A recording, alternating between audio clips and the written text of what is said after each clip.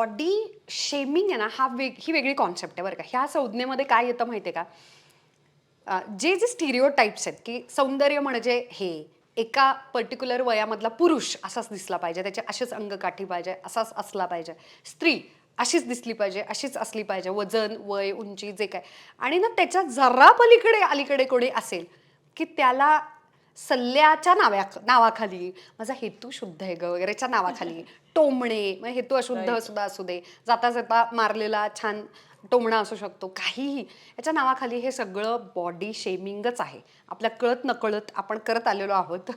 आपल्याकडूनही झालेलं आहे, आपणही असंख्य वेळा सहन केलेलं आहे. खूप वेळा आता बाळानंतर डायस्थेसिस रेक्टाय नावाचे कंडिशन असते की ज्याच्यामध्ये व्यक्ती छोटी, कंबर छोटी आणि बाळ खूप मोठं पोसलं जातं, तेव्हा तुमचं ॲबडॉमिनल सेपरेशन होतं. त्यामुळे मला पोटाच्या भागामध्ये पोट अजूनही बाहेर आलेलं आहे. पण मी खूप उत्तम स्टायलिंग करत असल्यामुळे ते दिसत नाही लोकांना, पण आहे. पण ना काही पर्टिक्युलर पद्धतीचे कपडे, कुर्ते वगैरे घातल्यानंतर ते लगेचच दिसतं. खाली लगेच कमेंट सुरू. काय दुसरं बाळ का? प्रेग्नंट आहेस का?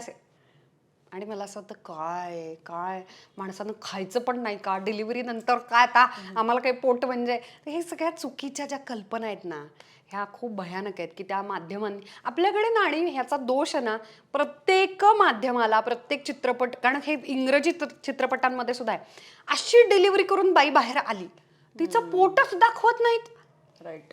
तिथला एकदम फ्लॅट स्टमक दाखवलं जातं. मला असं हे कॅरेक्टर जर मला पात्र दिलं ना, तर मी भांडेन अक्षरशः की तिथे पोट कितीतरी महिने, 3-4 महिन्याचं, सॉरी, कितीतरी महिने ती स्त्री 3-4 महिन्याचं पोट, बाळ पोटात आहे अशी ती दिसत राहते माहिती आहे का, आणि हे अतिशय हेल्दी आणि नॉर्मल आहे.